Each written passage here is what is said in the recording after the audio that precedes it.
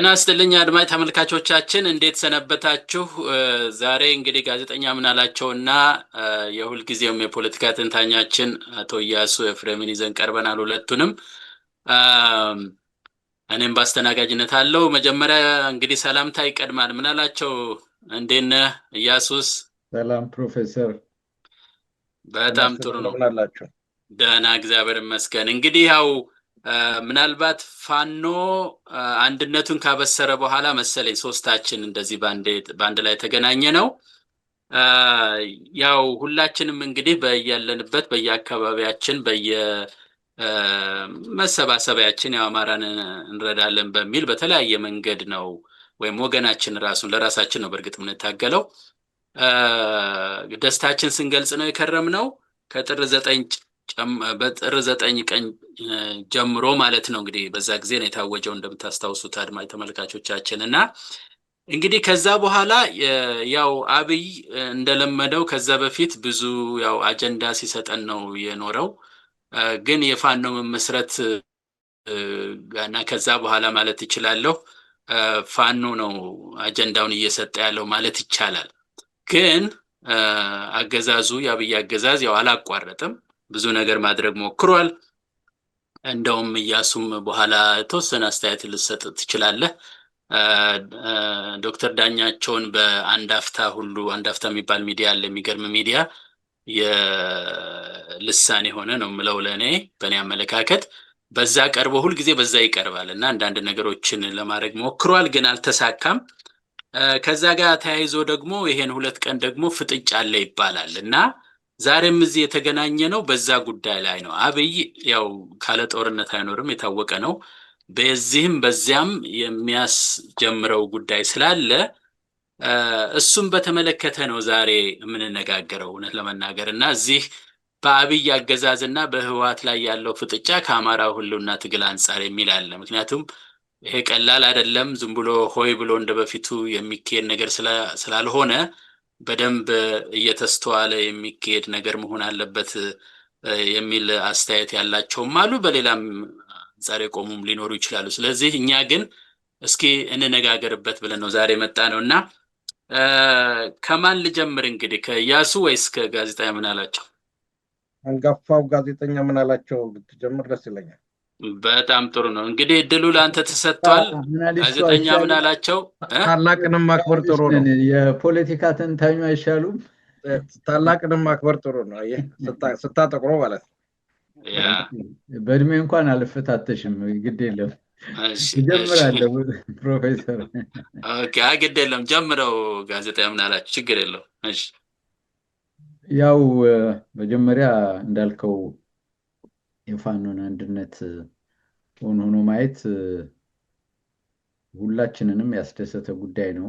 እንዲሁ በአጋጣሚ አልተገናኘንም እንጂ ሲጠበቅ የነበረ ነገር ስለነበር ይሄ ብስራት ለሁሉም አማራ ለህልውና ለሚታገለው ሁሉ ከዛም አልፎ ለኢትዮጵያ በርካታ ኢትዮጵያውያንም ይሄ ትግል ወደ አንድ መጥቶ በአንድ ማዕከል እንዲመራ ብዙ ፍላጎት ነበር። ኢቭን ለአካባቢው ለቀጠናው ራሱ ለምስራቅ አፍሪካ እኔ ትልቅ ድል ነው ብዬ ነው የማስበው። ምክንያቱም ፋኖ ኃይሉ እያመዘነ የአማራን ህልውና ማስጠበቅ ብቻ ሳይሆን ለአካባቢው የሰላም ዋስትና ሆኖ አካባቢውንም ከማረጋጋት አንጻር ትልቅ ሚና እንዳለው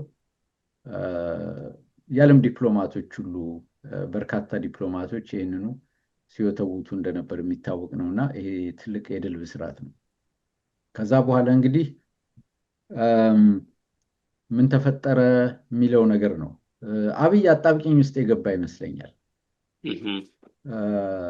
ብልጽግና በተለይ ከአህፋድ አስኮበልልኳቸው እጃቸውን ሰጡ ወይም በባንዳነት የተቀላቀሉትን እነ ማስረሻ ሰጤን፣ ኮሎኔል ፋንታሁንን፣ ሌሎችም እንዲህ እዚህ ግቡ የማይባሉ ሰዎች በተደጋጋሚ በፋኖ ላይ ክስ ሲያቀርቡ የነበሩት ፋኖ የህወሓትና የሻዕቢያ ተላላኪ ሆኗል የሚል አዲስ ክስ እና የግድ ፋኖን ከኢትዮጵያ ብሔራዊ ጥቅም በተጻራሪ መልኩ የቆመ የህዝቡን መሰረታዊ ጥቅሞች የሚጻረር እና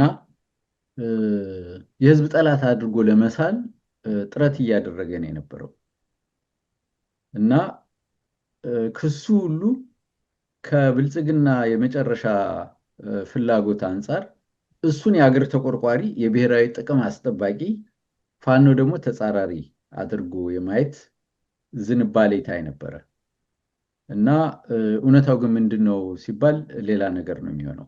በተደጋጋሚ እንደሚታወቀው የአሰብ ወደብን ለመቆጣጠር ዝግጁ ነበርን፣ ሁሉን ነገር ጨርሰን ነበር፣ ሻዕቢያን ድባቅ መተን ኢትዮጵያን የወደብ ባለቤት እናደርጋታለን፣ ይሄ ደግሞ በምዕራባውያን አጋሮች የተደገፈ ነው፣ ስለዚህ አሰብን እንዳልይዝ ደንቃራ የሆነብኝ ፋኖና ትግራይ ውስጥ ያሉ ኃይሎች ናቸው የሚል ሪቶሪክ ትርክት እየፈጠረ ነበር።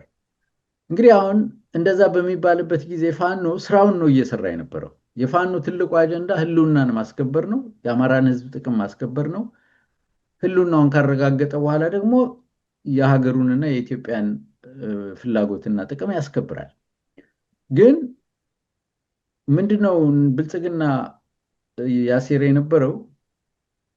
ፋኖ የሻዕቢያና የህወሓት አጋር ነው እያለ እንዲናገር የሚያስገድደው ጥምረት ፈጥረዋል።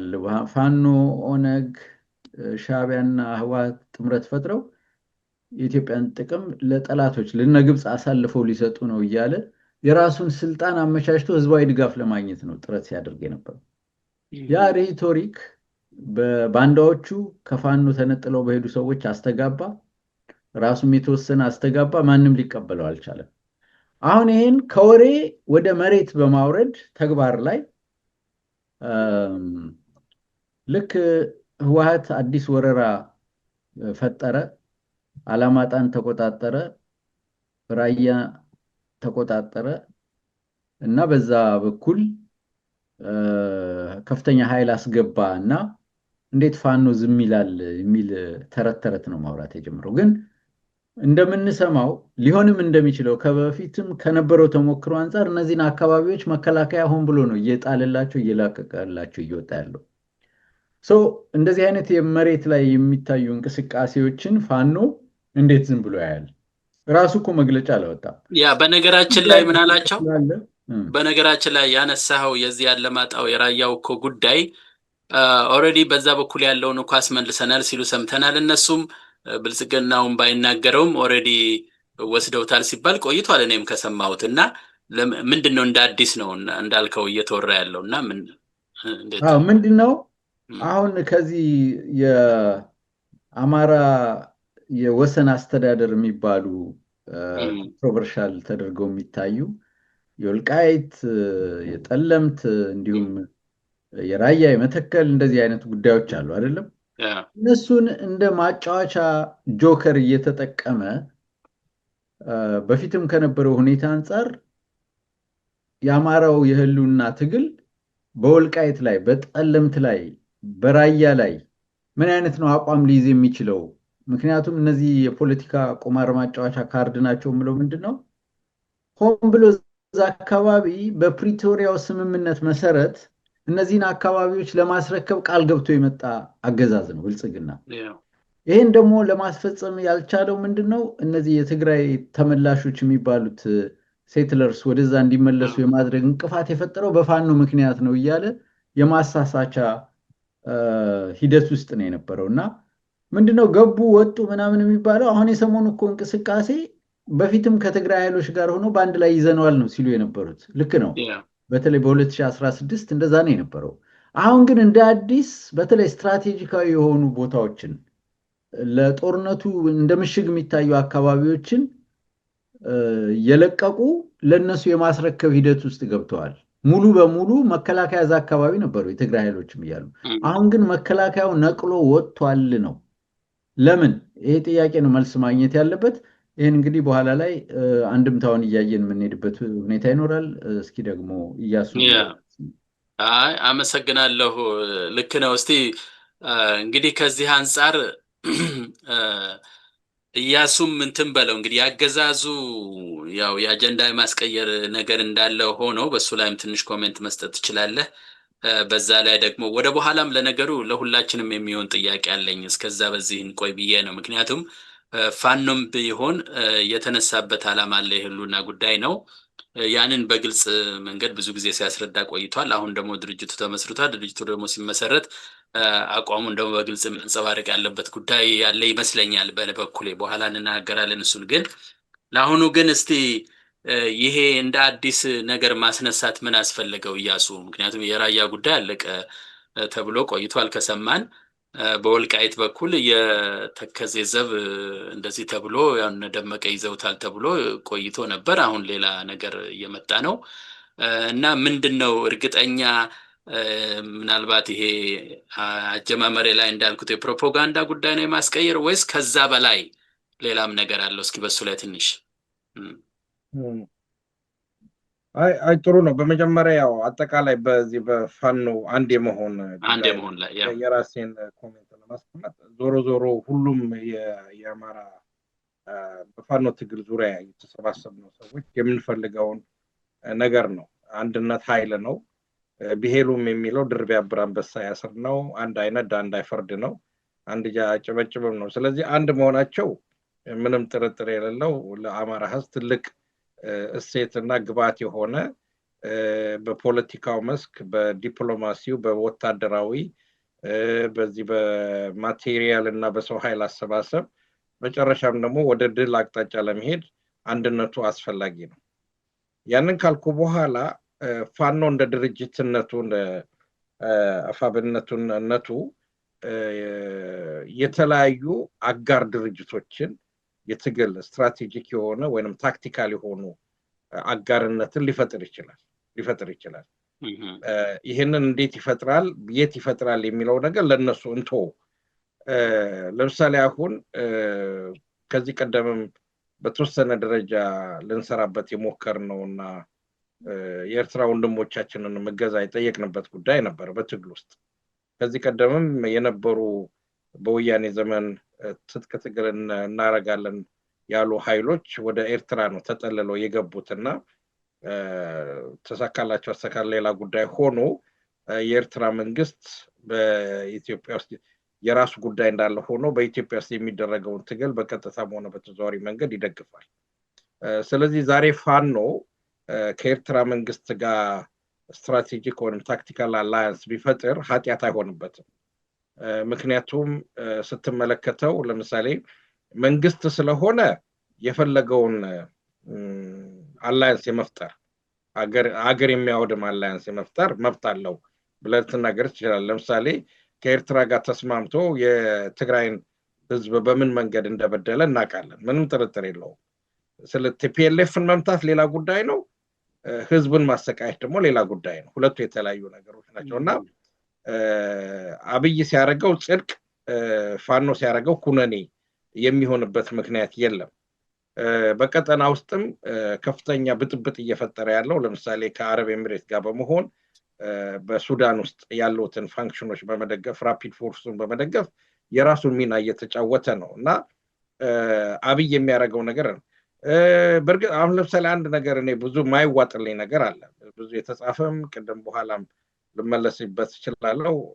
እኔ የፈለገው የትግል አደረጃጀትና ታክቲካል ስትራቴጂክ በለው የአማራ ፋኖ በአማራነቱ በደሙ የወጣ ፋኖ ከግብጽ ጋር በኢትዮጵያ ጉዳይ ላይ ይደራደራል የሚል እንኳን በእውኑ በህልሙ የሚያስብ ሰው መኖር አለበት ብዬ አላምንም። ኤርትራ ከግብጽ ጋር የራሷ ግንኙነት አላት እንደ ሀገር፣ እሱ የራሱ ጉዳይ ነው። ያንን አዙሮ ለማገናኘትና ቅድም ሰለሞን እንዳልከው ፕሮፓጋንዳ ለመስራትና ፋኖን ከህዝብ ጋር ለማጣላት የተደረገው ሙከራ ከእንጭጩ የሚከሽፍ ነው ባይ ነኝ። በሌላ በኩል ደግሞ ከትግራዮች ጋር የተባለው ነገር ከዚህ ቀደም እኛ ደጋግመን ብለናል። የትግራይ ህዝብ የአማራ ህዝብ ጠላት አይደለም። አስተሳሰቡ የቲፒኤልኤፍ አስተሳሰብ፣ የፖለቲካ ስሪቱ፣ የሄደበት መንገድ፣ አሁንም የያዘው አቋም ለአማራ ህልውና ኤክስቴንሻል ትሬት ነው ብለናል። ይህን ደጋግመን ብለናል። የአማራን ህዝብ ለዚህ ሁሉ ስቃይ ያበቃው የቲፒኤልኤፍ የሮት ዓለም የሆነም የፖለቲካል አይዲዮሎጂ አካሄድና መጨረሻ ላይም በሀገር አስተዳደርና በህገ መንግስት አጽድቆ ያመጣው አሰራር ነው። ስለዚህ ከቲፒኤልኤፍ ጋር ቁርኝት ሊኖረን አይችልም። ከትግራይ ህዝብ ጋር ግን አጋርነት ልንፈጥር እንችላለን። ይህንን አጋርነት ደግሞ ለመፍጠር አብይ ደግሞ ፈቃጅም ወይንም ደግሞ አዛዥ ሊሆንልን አይችልም። ስለዚህ በዚህ ጉዳይ ያስፈልጋል። በቲፒኤልኤፍን በተመለከተ የቲፒኤልኤፍ ዋና አንጋፋ አመራሮች እየሰሩ ያሉት በአሁኑ ሰዓት ከአብይ ጋር ነው። ማለት ጌታቸውን ማንሳት እንችላለን፣ ጻድቃንን ማንሳት እንችላለን፣ ጀነራል ሳሞራን ማንሳት እንችላለን፣ ሌሎችን ብዙ ማንሳት እንችላለን። ስለዚህ ቲፒኤልኤፍን ታክቲካሊ በመጠቀም ደረጃ እነሱን ማኒፑሌት በማድረግ ደረጃ ኢቭን በጣም ወንጀለኛ የተባለ ጦርነት ውስጥ የገባ ስብሃትን አስሮ መጨረሻ ላይ ፈቶ ወደ አሜሪካ የላከው እንደገና ሌሎችንም በሙሉ ያደረገው አብይ ነው። አብይ ፖለቲካ ሲሰራ ትክክል፣ ፋኖ ደግሞ ፖለቲካል ሲሰራ ደግሞ ሮንግ የሚሆንበት በመርሆ ደረጃ የለም። ስለዚህ እነሱ የፈጠሩት አላያንስ ቢኖርም እንትን የሚላ እንዴት ነው የተፈጠረው አላያንስ? ሊፈጠር የሚችለው አላያንስ ጥቅሙና ጉዳቱ ኮስት ቤኔፊት አናሊሲሱ ተሰርቷል ወይ? ከምን አይነት አንግል ነው አላያንሱ ሊፈጠር የሚችለው? ከጥንካሬ አንጻር ነው ወይ ከድክመት አንጻር ነው ወይ የሚሉት ነገር እሱ ወደፊት የሚታይ ጉዳይ ነው። ስለዚህ በዛ ጉዳይ በትክክል መሰመር አለበት ባይነኝ ነኝ። ስርዓቱ የአብይ ስርዓት ከጅምሩ ጀምሮ በማናቸውም በተለይ አማራውን በተመለከተ ከታሪኩ አንስቶ ጀምሮ ማለት ነው ከታሪኩ ከፊደሉ ከንጉሱ ሲምቦሊክ የሆነው ለምሳሌ ከአንበሳው ጀምሮ አንበሳ ጸል የሆነ ምንድነው ያቺ ፒኮክ ወዳድ ሆነ ያንን ሪፕለስ ለማድረግ ነው የሚኒልክን ቤተመንግስት የኢትዮጵያን መሰረት የሆነውን ዩኒቲ ፓርክ ብሎ ያዋረደ ሰው ነው አብይ። በማናቸውም ደረጃ ከዚህ ቀደም የነበረውን የአማራ ታሪክ ቢያጠፋ በጣም ደስ ይለዋል። አክሱምን ቢያፈርሰው ድንጋዩን ቢያፈርሰው ደስ ይለዋል። ላሊበላን ቢያፈርሰው ደስ ይለዋል። ጎንደርን ቢያፈርሰው ደስ ይለዋል። የሰው ንቃተ ህሊና መሆን ያለበት በዛ ደረጃ ነው። ዛሬ አዲስ አበባ ኮሪደር ልማት ተብሎ የተሰራው በሙሉ የአዲስ አበባን ገጽታ ከማጥፋትም አንዱ የተያያዘ ነው። አድዋ 00 ብሎ ሲጀምር የሚኒልክን ገጽታ ለማጥፋት ነው። እያንዳንዱ ነገር አብይ የሚያደርገው ኦሮሞማዎች የሚያደርጉት ነገር ከሰንደቁ ከቋንቋው ከዘፈኑ ከሁሉ ጀምሮ ይሄ ምንድን ነበረ እርካብና ምናምን መንበር ነው ምናምን በሚለው መጽሐፉ ላይ እንደተተረከው የሚተርከው በሙሉ አብይ ነው። ስለዚህ ዛሬ ፋኖ አንድ አቋም ነው አንድ ተደራጅቶ ሲመጣ አብይ እኔ ከዚህ ቀደም ያው ቃሉ ትንሽ ላይ ጥምችላ ብቻ አብይን ሆነ በአብይ ዙሪያ ያሉትን ሰዎች ፍርሃት ውስጥ እንደሚከት ምንም ጥርጥር የለውም። ስለዚህ ይሄንን አንድነት ለማፍረስ አብይ የማይቆፍረው ጉድጓድ የማይፈነቅለው ድንጋይ እንደሌለ ህዝብ ማወቅ አለበት። በእርግጥ ነው በዚህ ትግል ውስጥ እንግዲህ የተፈጠሩ ነገሮች አሉ። አንዳንድ ጊዜ ነው እንደ ፋኖ ደጋፊን ከአንዳንድ ፋኖ ደጋፊዎች ጋር የማልስማማው ምንድነው ዲፌክት ያደረጉ ሰዎችን ዝም ብሎ በተራ ክህደት ብቻ መመልከቱ ጥሩ አይደለም ባይነኝ። የፖለቲካ ልዩነት ነው።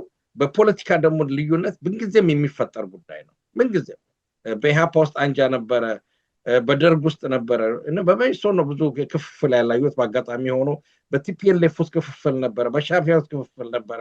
ፖለቲካ በባህሪው እንደ አሜባ የሚከፋፈል ነው። በአንድ ወቅት ላይ ስትመለከተው አንዳንድ አባሎች ለቀው ይወጣሉ በተለያየ አቋማቸው ማለት ነው። አብይ ይሄንን ኤክስፕሎይት ያደርገዋል። አሁን ይሄ ምን ስምምነት ነው ብለው አጠቃላይ ለምሳሌ በአንድ የፖለቲካ ድርጅትና በመንግስት መካከል በታጣቂ ኃይልና በመንግስት መካከል የሚደረግ ስምምነት የራሱ ፕሮቶኮሎች አሉ። እነዚህ ሰዎች የያዙትን ጦር 5000 የሚሆን 10000 100 የሚሆን 200 እነሱን ከነትጥቃቸው ወስደው ይሄው ለሰላም መተናል ማለት መቻል አለበት። አንድ ማስረሻ ሰጤ ወይንም ደግሞ አንድ ኮነሬሉ ስለሄዱ አንድ ድርጅት እጁን ሰጠ፣ አንድ ድርጅት ጋር ተደራድረን ማለት የድርጅትን ዋጋ ዜሮ ማስቀረት ነው። ያ ግን ከፋኖ በኩል እኮ አልመጣም። መጥቷል እንዴ? እንደዛ የሚል ያው ፕሮፓጋንዳ ይጠቀምበታል። በርግጥ ግን ከፕሮፓጋንዳ ደረጃ የሚጠቀሙበት ድርጅት ነው። አፍሪካ ዩኒየን በዚህ በኢጋድ በምናምን ተስማምተን እንዲህ ብሎ ይምለና እኔ አንደኛው ሼም ያዘኝ የራሱ በአፍሪካ ዩኒየን ነው። አፍሪካ ህብረት እንትን እንዳያስወጣን ብዬ ነው ወደ ሌላ። እሺ ትልቅ ስራ ልምድ ያለው ነው እንዲህ ሪቬል ግሩፖችን እንትን በማለት እና አሁን ለምሳሌ የፕሪቶሪያ ስምምነት ስትመለከተው ሙሉ ታጣቂዎቹ ናቸው ትጥቅ እንዲፈቱ የተደረጉት እንደገና ወደ ሲቪል ህይወት እንዲገቡ የተደረጉት እንጂ ሁለት ሰዎች ስለገቡ ብቻ አይደለም አንድ ድርጅት ተዋሃደ ወይንም ደግሞ እጁን ሰጠ የሚባለው እና መጀመሪያ ራሱ ፋለሲ ያለው ጉዳይ እንደሆነ እዛ ላይ ማየት ያስፈልገናል። አሁን ከዛ በኋላ ቀደም ወንድሜ ምን አላቸው እንዳለው ወደዚህ ወደ ጦርነቱ በመንመጣበት ሰዓት የተጠበቀ ነገር መኖር በእኛ ዘንድ የተጠበቀ ነገር ቢኖር ምንድነው? አንድ ነገር ላስታውሳችሁ እዚህ ላይ አብይ አንድ ወቅት ላይ ምን ብሎ ነበረ? በቴሌፋኖችንም ሌሎችንም ሲያስጠነቅቅ ማለት ነው በዛ በኩል ነብር አለ እለቅባቸዋለሁ ፈትቼ ብሎ ነው ታስታውሱ ነገር እና ምንድነው ነብር አለ ማለት ቲፒኤልኤፍ ወያኔ ያለ ስለዚህ አማራ እዚህ ጋር ቢያስቸግረኝ በወልቃይት በኩል ወያኔን እልካታለሁ የሚል እቅድና ስልት እንደነበረው እናውቃለን። ይሄ በፊት የተቀመጠ ጉዳይ ነው። ስለዚህ በአሁኑ ጊዜ አሁን እኔ ክሊር የሆነ ይሄ ነው ብዬ የምናገረው ነገር የለኝም ማለት ጦርነቱን አብይ ስቦ አስገባው ወይንስ ወያኔ እድሉን ተጠቅማ ገባች የሚለው ነገር እንትናለ። እንግዲህ አብዛኛው በዚህ ጉዳይ ላይ ዘገባ ሲያቀርብ የነበረው ይሄ ፓኪስታን ያለው ሰው ነው። ኮኔክሽኑ እንዴት እንደሆነ ባላቅም ከሰኞ ጀምሮ የወያኔን እንቅስቃሴ ደረጃ በደረጃ ዘገባ ያቀርብ ነበረ። ከዛም አልፎ ሱዳን ውስጥ አርሚ 7 የሚባል አለ እኔም አላውቀውም ራሱ መኖሩ አርሚ 7 የሚባለው እንደተንቀሳቀሰና ጦርነት እንደሚከፍት ተደርጓል። በተለያዩ ሚዲያዎችን ለመከታተል ሞክረናል። እስካሁን ግልጽ የሆነ ስዕል መስራት አልተቻለም። የትኛው ክፍል ነው ቅድም የተነሳው ነገር ለምሳሌ ወታደሮቹ እዚህ አካባቢ ሁኑ ግቡ ተብሎ አንድ ቦታ ላይ ከገቡ በኋላ እዚህ መሆን አትችሉም ተባሉ። እዚህ መሆን አትችሉም ከተባሉ በኋላ አይ እንነጋገር ብለው ሁለት ሰዎች ማረኩ አመራር የሆኑ ሰዎች ተብለው እንዲህ አይነት የተወዛገበ ነገር አለና ነገሩ ገና በደንብ የበሰለ አይደለም። ግን በዚህ ሂደት ላይ እንደ ፋኖ እንደ አፋብን እንደ አዲስ እንደተቋቋመ ድርጅት የራሱ ቀይ መስመር ይኖረዋል ብዬ አምናለሁ። በትክክል የአማራ ህዝብ ትግል የወጣበት አላማውና ግቡ ህልውናውን ለማስጠበቅ ነው። ህልውናውን ደግሞ ሲጠበቅ ደግሞ ከዚህ ቀደም አጽመ ርስት የሚለውን ጭምር ማለት ነው እነ ወልቃይትም እነ ራያን በዚህ በኩል ደግሞ በመተከል በኩል እንደዚሁ እንዲሁ ደግሞ በሸዋ በኩል በደራ በኩል የመሳሰሉት ኢንክሉዲንግ አዲስ አበባን ጨምሮ ማለት ነው ነገሩ ከዛ ሊሰፋ ይችላል ወደፊት። ግን ወደ እሱን እንመጣበታለን። አሁን ፖለቲካ በዚህ በኩል የሚደራደር አይደለም ፋኖ በዚህ በኩል የሚደራደር አይደለም። ስለዚህ በዚህ ሂደት ላይ የራሱን ክሊር የሆነ ስታንድ ሊኖረው ይችላል የሚል እምነት አለኝ። እሺ ጥሩ ነው። በጣም እንትን ሰዓታችን እንትን ለማለት ፈልጌ ነው። ይቅርታ በጣም አዎ። እንግዲህ ያው ምንድነው እኔ ይኸውላችሁ አንድ ነገር በዚህም ላይ ትንሽ ኮሜንት ብትሰጡት ጥሩ ነው። እኔ ብዙ ጊዜ ሳይ በተለይ ይሄ ነው ስርዓት ልበለው ያልታወቀ አይነት ስርዓት አለ። ወያኔ ከመጣ በኋላ በተለይ ማለት ነው በግልጽ የሚታየው ወያኔም ይሄም ሰውዬ ከመጣ ይሄም አገዛዝ ከመጣ ጀምሮ ከላይ ያሉት አገሪቷን የሚያስተዳድሩ ሰዎች በሙሉ አገር ሲያፈርሱ በጣም መጥፎ ነገር ሲያደርጉ ነው የሚስተዋለው። የሚጠየቀው ግን ቪክቲሙ ነው። አብይ ከሳል እንበል ለምሳሌ አብይ እንዲያረጉኝ ነው አይደለም።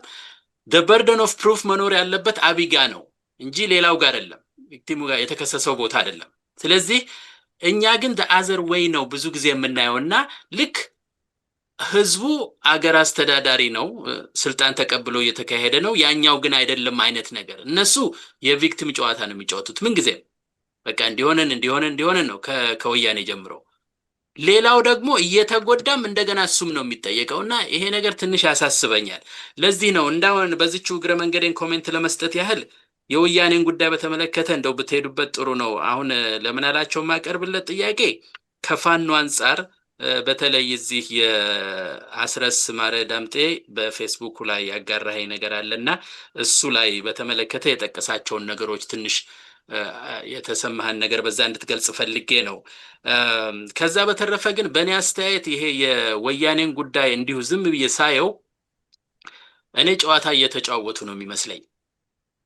ጌታቸውም ከዚህ በፊትም ተነጋግረናል። የነጌታቸውም ግሩፕ ሆነ የነ ደብረ ጽዮን በወልቃይት ላይ በሌላው ያላቸው ጥያቄ ላይ ምንም ለውጥ የለም። እነሱ ብቻ ሳይሆኑ ከውጭ ያሉ ደጋፊዎቻቸው በሙሉ አንድ ናቸው። እንደውም ሰሞኑን ታዝባችሁ ከሆነ የዛ ጉዳይ ሲነሳ በትግርኛ ሲያስተላልፉም አይቻለሁ። ይሄ ነው አልለውም። እንትኑን ግን የሚያሳየው አንድ ነው እነዚህ ሰዎች ጥያቄያቸው።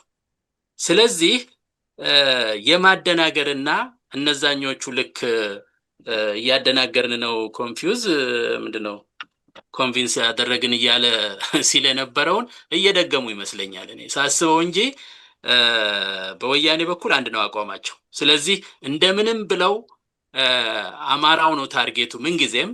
ስለዚህ እሱን አጣብቅኝ ውስጥ አስገብተው የሚፈልጉትን ነገር ለማስፈጸም ይመስለኛል።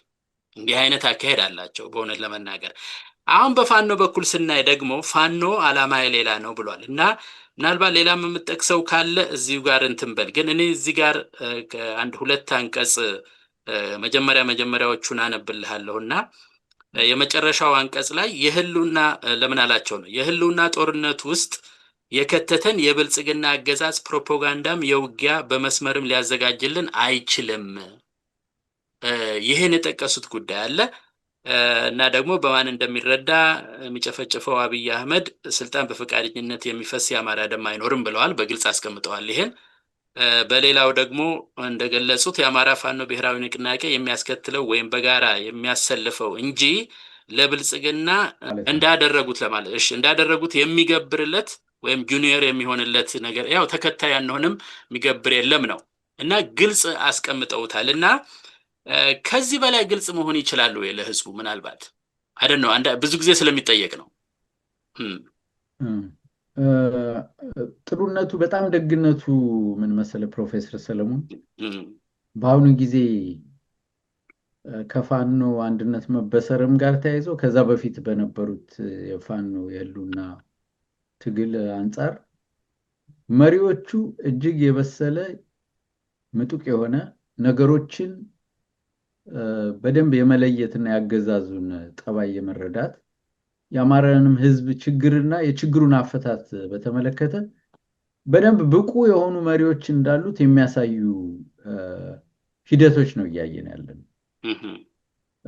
እኔ ከከሌ ማነጻጸር አልፈልግም። ሁሉም በሚባል ደረጃ በተለይ አሁን በስራ አስፈጻሚ የተመደቡት የአማራ ፋኖ ብሔራዊ ንቅናቄ አመራሮች የብልጽግናን መሰሪነት፣ የብልጽግናን ቁማር፣ የብልጽግናን አጀንዳ ሰጥቶ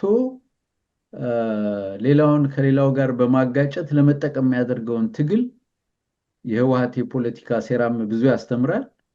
በደንብ የተረዱ ሰዎች ናቸው። በተለያየ አጋጣሚ የመሪዎችን ማብራሪያ ማዳመጥ እድል አለኝ እና ነገሮችን በደንብ ተገንዝበውታል።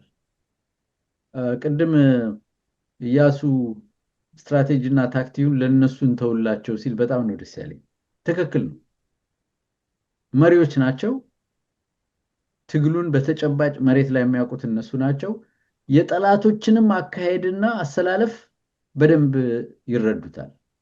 አንዳንዴ ተንታኝ፣ አቅጣጫ ሰጪ፣ ስትራቴጂስት ሆነን እንዲህ መሆን አለባቸው፣ እንዲህ ማድረግ አለባቸው ትዕዛዝ በሚመስል መልኩ የምናደርገው ነገር አንዳንድ ጊዜ እንደሚያስቃቸው ሁሉ አውቃለሁ። ነገሮችን የማይረዱ አድርጎ የመሳል ሁኔታ በብዙ መካሪነን ተንታይነን ምናምን በሚሉ ሰዎች ማለት ነው ብዙ አስፈላጊ አይደለም። ብቁ መሪዎች አሉት እና ይህን ጉዳይ ተረድተውታል።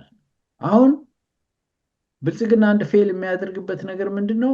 መሬት ላይ ያሉ ነገሮችን ባለመገንዘብ እሱ በቀደደው ቦይ ውስጥ ማንም ዘሎ ይገባልኛልና ያኔ በኔ በቀደድኩት ቦይ ሲገቡ እንደዚህ አይነት ነገር አደርጋለሁ ብሎ የሚያሰለው ነገር ከንቱ እንደሆነ የሚረዳበት ጊዜ ይመስለኛል። አሁን በጠቀስከው ሁኔታ የአስረስ ማረ ዳምጤ ፖስት ያደረገው የድርጅቱ አቋም ነው እዛ ላይ የተገለጸው። ምክንያቱም የግሉ ሐሳብ ቢሆንም የፓብሊክ ሪሌሽን ነው፣ ቃል አቀባይ ነው። ይህንን መሰሪ አካሄድ ከባንዳዎቹ ሁኔታ አንጻር ተነስቶ ነው ተንደርድሮ መጨረሻ ላይ የገለጽካቸውን አቋሞች የገለጸው። Yeah. ባንዳዎቹ ፋኖን የሚከሱበት ወይም ደግሞ እጅ ለመስጠትና ክህደት ለመፈጸም ያነሳሳቸው ነገር ምን እንደሆነ የሚገልጹበት በተላላኪነት የመፈረጅ ሁኔታ የራስን ጥፋት የራስን የሀገር ክህደት ተግባር ለመደበቅ ዋሻ እየፈለጉ ነው ያላቸው። ዋሻ እየፈለጉ ነው። ራሳቸው ተጋልጠው ራቁታቸውን በመቅረታቸው ያንን ራቁታቸውን ለመሸፈን የሚጠቀሙበት ነገር ነው ያላቸው። ስለዚህ አሁን ባለው ሁኔታ ማንም ቢሆን በየትኛውም አቅጣጫ በሚመጣ መንገድ ፋኖን ወደ ራሱ አጀንዳ አምጥቶ ፋኖን ተላላኪ የሌላ ጉዳይ አስፈጻሚ አድርጎ የመሳልና የመፈረጅ ጉዳይ የማይታሰብ ነገር ነው። የመጨረሻውን አረፍተ ነገር አንተ ደግመዋል። ከመጨረሻው ፓራግራፍ ከሁለተኛው ፓራግራፍ ልጀምርና የአማራ ፋኖ ብሔራዊ ንቅናቄ የሚያስከትለው ወይም በጋራ የሚያሰልፈው እንጂ ለብልጽግና እንዳደረጉቱ የሚገብርለት ወይም ጁኒየር የሚሆንለት አጋር የለውም። ጁኒየር አንሆንም ነው። በህልውናችን ላይ በመጣ ጊዜ ህወሓትን ጨምሮ ይላል። ህወሓትን ጨምሮ ይህ ግልጽ ቋንቋ ነው። የትኛውንም አካል ለመዋጋት የሚቀድመን እንደሌለ ህዝባችን ጠንቅቆ ያውቃል። የትኛውንም አካል በህልውና የመጣ ማንም ምንም ሊሆን ይችላል። ራሱ በአማራ ህዝብ ሆኖ በአማራ ስም የሚነግድ ሁሉ ሊሆን ይችላል። ስለዚህ በህልውናችን እስከመጣ ድረስ ከማንም በላይ ቀድመን የምንዋጋው እንደሆነ ህዝባችን ጠንቅቆ ያውቃል። አትድከሙ ነው እያለው። ይህንን ደግሞ ከአብይ ጉያ ስር ተወሽቀን ሳይሆን በፊት ከትግራይ ጋር ሲዋጉ አማራውን መረማመጃ አድርጎ መሳሪያም አድርጎ ከፊት እየመራ የጦርነት አድማቂ ወይም መስዋዕትነት ከፋይ ለማድረግ የተጠቀመበት መንገድ አለ። እንደዚህ አይነት ነገር በፍጹም በፋኖ በኩል ሊሰራ የማይችል ነገር እንደሆነ በአብይ ስር ተወሽቀን የምናስፈጽመው ብሔራዊ ጥቅም ሆነ ምንም ነገር የለም እስከ ማለት ነው የደረሰው። ስለዚህ በራሳችን መንገድ ያደረግነው ማድረግም የምንችለው እንደሆነ እናረጋግጣለን ያለው። ፋኖ የራሱ የሆነ አጀንዳ አለው፣ ዓላማ አለው። ዓላማውን ጠንቅቆ ያውቃል። በዛ መሰረት ተፈጻሚ እናደርጋለን እያለ ነው። የህልውና ጦርነት ውስጥ የከተተን የብልጽግና አገዛዝ ፕሮፓጋንዳም የውጊያ መስመርም ሊያዘጋጅልን አይችልም። የውጊያ መስመር ሊያዘጋጅልን አይገባም ማለቱ በጣም ግልጽ ቋንቋ ነው። ከሻዕቢያ ጋር ወይም ከህወሓት ጋር ወይም በሌላ መንገድ የኢትዮጵያን ጥቅም ለማስከበር ነው በሚል የጦርነት ጨዋታ ውስጥ ገብቶ የራሱን ስልጣን ለማቆየት ቢጠቀም አማራው መጥቶ ከአብይ ጉያ ስር ሆኖ የሚዋጋው ጦርነት የለም እያለ ይሄ እንግዲህ የፋኖ አቋም ነው ማለት ትግሉን በአግባቡ እየመሩት እንደሆነ የሚያሳይ ነገር ነው። ስለዚህ አሁን ዝም ብሎ ከንቱ ድካም ይደክም ይሆናል እንጂ በዚህ መንገድ ፋኖ አይሳተፍም ማለት ነው። ይህ ግን ሲባል ጦርነት ቢፈጠር ከሻዕቢያ ጋር ግልጽ የሆነ ጦርነት ውስጥ ቢገባ ወይም ህወሓት አሁን እንዳደረገው በራያ ወይም በወልቃይት በኩል መጥቶ ሴትለርን መልሳለሁ ወይም ደግሞ በአማራው ተወስዶብኝ የነበረውን መሬት አስመለስኩ ምናምን ብሎ ሌላ ጦርነት ውስጥ የብልጽግናን አጀንዳ አራማጅ ቢሆን ምንድነው ነው ይሄን አናሊሲስ መስራትና ያኔ በተግባር በሚፈጸምበት ጊዜ ደግሞ ራሳቸው ሁኔታውን ገምግመው ምን አይነት እርምጃ መውሰድ ያስፈልጋል፣ ከማጋር እንዴት ነው የፋኖ አስተላለፍ መሆን ያለበት፣ የብልጽግናው አቅም በዚሁ አጋጣሚ የሚያከትምበት ሁኔታ እድል ይፈጥራል ወይስ አይፈጥርም የሚለውን ነገር ራሳቸው የጦር አመራሮቹ ተመካክረው የሚወስኑት ስለሆነ እዛ ውስጥ ገብቶ ምንም ማለት አይቻልም። ሳጠቃልል ግን ቅድም ወንድሜ ኢያሱ ሁለት ነገር ሲናገር ሰምቼው ነበር። አንደኛው ይሄ በክህደት ወይም በተለያየ ሁኔታ በባንዳነት ተፈርጀው የገቡ የፋኖ አመራሮች የፖለቲካ ዓላማ ልዩነት ስላላቸው አቋም ይዘው የራሳቸውን አቋም ይዘው ከአንድ ትግል ቢነጠሉ ትስኖተ ሰርፕራይዝ ምናምን ብሏል።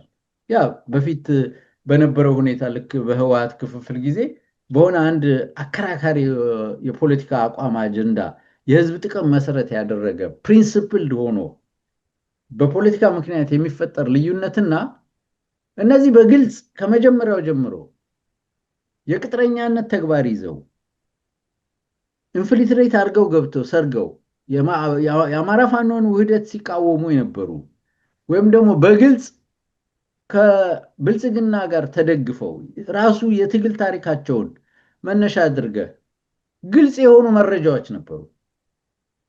ስለዚህ እንደዚህ አይነት ሁኔታ ሲኖር የፖለቲካ አቋም ልዩነት ከሆነ አንጃ ሆነው ትግላቸውን በዛው መቀጠል ይችላሉ፣ በፊት ሲያደርጉት እንደነበረው አገር ጥለው ይሄዳሉ። ከጠላት ጋር መተባብረህ የጠላት አጋር ሆነ የህልውና ትግሉን እያንቋሸሽክ ትግሉ ፌል ያደረገ ነውና ከእንግዲህ በኋላ አይሰራም እያልክ ህዝብን ተስፋ ለማስቆረጥ የምትፍጨረጨረውን ነገር የፖለቲካ አቋም ልዩነት ስለሆነ ሰርፕራይዝ የሚያደርግ አይደለም እኔ ልለው አልችልም። ይሄ ትክክለኛ ማመለካከት አይመስለኝም ከነሱ አንጻር። አንድ ይሄ ነው። ሁለተኛው ስለ ትብብርና ስለ አጋርነት ያነሳው ነገር አለ። ጥሩ ነገር ነው ያነሳው። ፋኖ ከማንም ጋር ጠቀሜታ ሆኖ እስካገኘው ድረስ ከስትራቴጂ ከስልት አኳያ ከማንም ጋር አስልቶ ሊሰለፍ ይችላል። አብይ ሲያደርገው ትክክል፣ አብይ ሳያደርገው ደግሞ ትክክል ማይሆንበት ምክንያት ያለው ነገር በጣም ተመችቶኛል። ይህ ሲባል ግን ለምሳሌ ከትግራይ ህዝብ ጋር ትብብር ማድረግ ይኖርበታል ብሏል። የፋኖን አደረጃጀትና ሂደት ምንድነው አሁን ያለው ነባራዊ ሁኔታ ትግራይ ላይ? የትግራይ ህዝብ ባለፉት በተካሄዱ ጦርነቶችና ወረራዎች ምን አይነት ችግር የደረሰበት ህዝብ ነው? በምን ሁኔታ ላይ ይገኛል? የኢኮኖሚ አቅሙ ምንድን ነው? እንዴት ተባብሮ ህወሓትን መታገል ይቻላል? በህወሓት አንጻር ህወሓት አሁን ስንት አደረጃጀት ነው ያለው? ስንት ህወሓት ነው ያለው? ያለውን ሂደት መገምገም ያስፈልግ ይመስለኛል። አይ ከቲፒኤልኤፍ ጋር በትክክል ያስቀመጠው ነገር አለ። ህገ መንግስታዊ በሆነ መንገድ ከመጀመሪያው ጀምሮ አማራውን በጠላትነት ፈርጆ ለዚህ ሁሉ ግፍ መብቃት ያበቃን ህወሓት እንደሆነ ግልጽ ነው። ግን አሁን ባለው ሁኔታ ሪፎርሚስት የሆነ ህወሓት አለ። ወጣቶቹ ከህወሓት ጋር እየታገሉ ራሳቸውን የፈጠሩት አደረጃጀት አለ። ህወሓት ሲባል ማን ነው የሚለው ነገር ግልጽ ባልሆነበት ሁኔታ ከህዝብ ጋር ነው እንጂ ትብብር የሚያስፈልገው ከየትኛውም አደረጃጀት ጋር አይደለም ሲባል ይህን ጉዳይም በደንብ መገምገም የሚያስፈልግ ይመስለኛል። ህዝብ ማን ነው? ህወሓት ማን ነው? ከትግራይ ኃይል አሰላለፍ አንጻር ምን ጠቀሜታ አለው? ይህንን የጋራ ጠላት የሆነ ለማስወገድ ከማጋር ነው መሰለፍ የሚቻለው የሚለውን ነገር በደንብ ስሌቱን መስራት ያስፈልጋል ብዬ ነው የማምነው። በጣም መልካም። እንግዲህ ብዙ ነገር አለ። በመካከል የራሴንም ሀሳብ ለመስጠት ያህል አሁን በሚከዱ በሚባለው ላይ ያው እጅ ሰጡ ነው፣ ያው ፕሮፓጋንዳ ነው የሚሰራው ብለናል ብዙ ጊዜ። የአብይ አገዛዝ የታወቀ ነው። ስለዚህ ፕሮፓጋንዳ ሰራባቸው እንጂ በእርግጥ በልዩነት ሄደው ወይ የራሳቸውን ነገር አቋቁመው ምናምን እንዳልሄዱ ይታወቃል። ያው ብልጽግና ጋር ነው የገቡት። ስለዚህ ብልጽግና ጋር ገብተው ያው አልተስማማንም ነው። ያው አንዳንድ ቃል ልትሰጥ ትችላለህ። ምናልባት እያሱ የሚናገረው በፊትም እዛው ትግል ላይ ያሉ አንዳንድ ነገሮች ያካሄዱ ነበር አብረው እና ከዛ አንጻር አንዳንድ እውነት ሊኖራቸው ይችላል የተናገሩበትን ነው። እሱ ደግሞ በአብዛኛው የተገመተ ይመስለኛል፣ የራሴ ሀሳብ ነው። ምክንያቱም እዛ ባሉበት ጊዜ አንዴ ድርድር ነው አንዴ ያነጋገርን እያሉ ወዲያ ወዲህ ሲሉ ስለነበረ ለዛ ይመስለኛል። ግን ዞሮ ዞሮ ግን አንድ ሰው ወደ ጠላት ከሄደ ያው ከዳ ነው የሚባለው። ከድቶ ያው እጅ ሰጠ ነው ግፋቤል እንጂ ከዛ ውጭ ያለው ነገር ያለ አይመስለኝም እሱም በተመለከተ። ሌላ ግን እኔ አንድ መሰረታዊ ጥያቄ ማነሳው አለኝ፣ ለፋኖም ቢሆን ለወደፊትም የሚያስብበትም እንደው አስተያየት ካላችሁ ብትሰጡበት ደስ ይለኛል። እንግዲህ አንድ ድርጅት ተቋቁሟል። አንዳንድ ነገሮችን ክሪቲካል መሆን ያስፈልጋል። ያ ማለት ግን የግድ የመቃወም ስራ ሳይሆን ገንቢ ሊሆን ስለሚችል ነው። ምንድነው እንዲህ አይነት መሰረታዊ ነገሮች ላይ ፋኖ ግልጽ አቋም እንዲኖሩ ያስፈልጋል። እንደ ድርጅት ይሄ በዚህ ላይ ያለን አቋም ይሄ ነው ማለት ይችላል። በእርግጥ የተነሳበት የህልውና ጥያቄ ነው፣ ተገቢ ነው።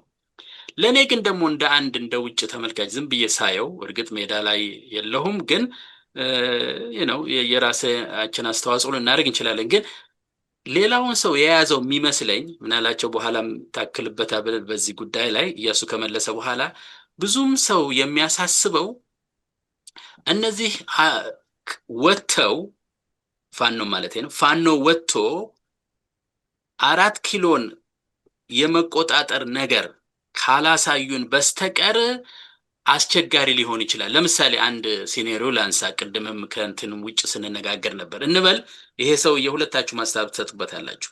ለምሳሌ ይሄ አገዛዝ በተለያየ በሚያገኘውም ድጋፍ በራሱም ያው በሚገዛው ገንዘቡ ምንም እሱ ጋር ስለሆነ እንበል አልፎ አሰብን ከያዘ የሰውን ልብ ሊከፍለው ይችላል። ቀላል አይደለም።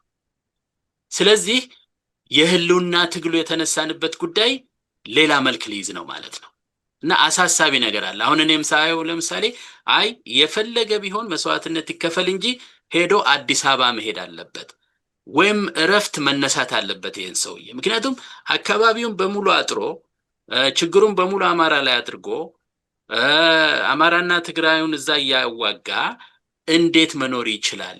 ያ ማለት ዞሮ ዞሮ ለጉዳት አያስከትልም ወይ? በእርግጥ ነው ስትራቴጂካሊ ታክቲካሊ የሚያስቡበት ነገር አለ። ግን ሁላችንም ደግሞ ይሄን ሐሳብ ደግሞ መጠየቁም ተገቢ ይመስለኛል አንዳንድ ጊዜ እና በዚህ ላይ እንደው ምን ትላለህ ኢያሱ? እስቲ በዚህ በሁለቱ ነጥቦች ባነሳሁት ላይ ጥሩ።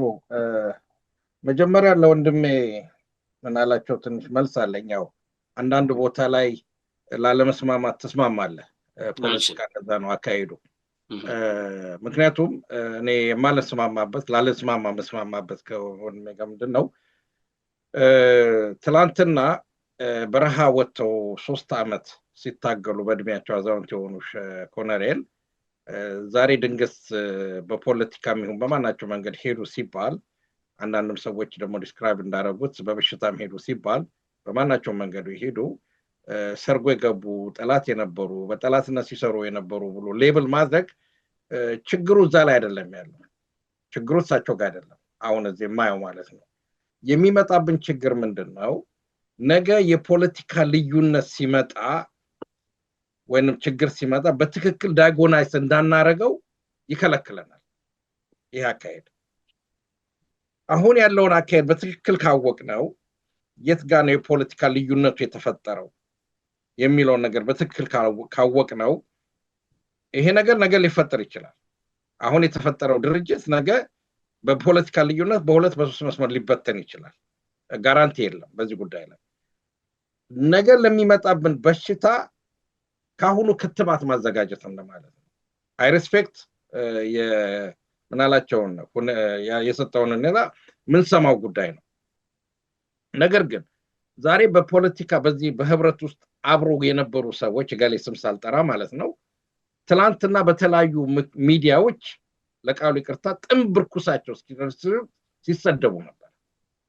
ሲሰደቡ ነበር። የፖለቲካል አናሊሲስ ከመስራት ይልቅ ግለሰቦችን ሌብል አድርገው ከዳተኛ ባንዳ ሰርጎ ገብ ማለቱ ህመሙን ይሸፍንበናል። ለምሳሌ እንደ ድሮ ይቅርታ አድርጉልኝ እና ጨዋታ ላረዝም። ለምሳሌ አንድ ሰው ይሄ ድሮ በሽታ ነበር ይሄ ኤችአይቪ በነበረበት ጊዜ በጣም ታቡ በነበረበት ጊዜ ሰው ነውር በነበረበት ጊዜ ኤችአይቪ ተይዟል አይባልም። የተለያየ በሽታ ስም ነው የሚሰጠው መድኃኒትም ስላልነበረው ማለት ነው። አሁን ግን መድኃኒትም ስላለው ሰው በደሙ ከታወቀ ኢሚዲየትሊ ህክምናውን ያገኛል። ፖለቲካም እንደዛ ዳያጎነስ መደረግ አለበት። ግን አይ ሪስፔክት ዳት ፖይንት። ከዛ አንጻር ነው እኔ የምመለከተው። እኔ ይሄ ግን ኢያሱ እስኪ እዚህ ላይ ልግባና አብረህ ታስኬደዋለህ። ለምሳሌ እንበል እኔ አንዳንድ ጊዜ እኮ ለመደምደምም ያስቸግራል።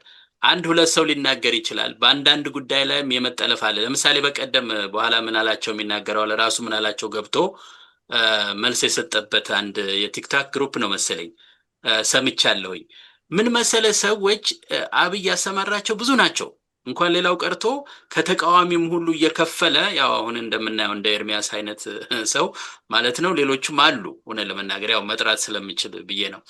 እና እነሱም ያስጮሁታል። በአንድ በኩል ደግሞ ሳየው አሁን ባለፈው የነበረው ክርክር ምንድነው ማን ነው እንትናን እስክንድርን እንዴት ቦታ ነፈጉት ተብሎ በጣም ከፍተኛ ክርክር is it really the right moment የሚለው ትንሽ ያስቸግራልና ተመሳሳይ ነገር እንዳይሆን እፈራለሁ አንዳንድ ጊዜ ኢያሱ።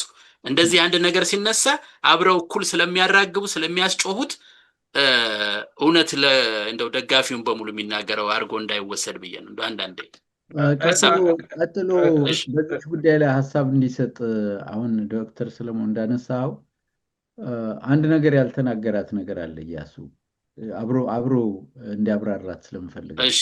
ኦኬ የፖለቲካ ልዩነት ይኑራቸው። በፖለቲካ ልዩነት ውስጥ ያን ዲያግኖስ ማድረግ ባልከው መሰረት ወይ እዛ ውስጥ እየታገሉ ወይ ደግሞ ከትግሉ ራሳቸውን አውጥቶ በራሳቸው መንገድ ትግሉን እያካሄዱ ወይም ደግሞ ሊከራከሩ ወይም ደግሞ ለህሉናቸው አስተማማኝ የሆነ ቦታ ፈልጎ ከሀገር እስከ መውጣትም የደረሱ የኢህአፓ ብዙ በፖለቲካ ልዩነት ሄዱ የሸሹ የተሰደዱ ሰዎች እናውቃለን።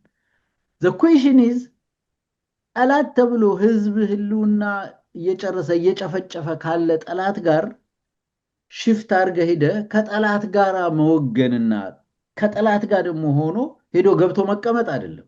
ትግሉን ትቶ ሄዶ ምታረጉኝን አርጉኝ ብሎ መቀመጥ አይደለም። በመንግስት የፕሮፓጋንዳ መሳሪያ ከመንግስት ካገዛዝ ኃይሎች ጋር ሆኖ ማንቋሸሽና ማጥላላት ከዚህ በላይ ምን ክህደት አለ? እንዴት ነው የፖለቲካ ልዩነት የሚሆነው?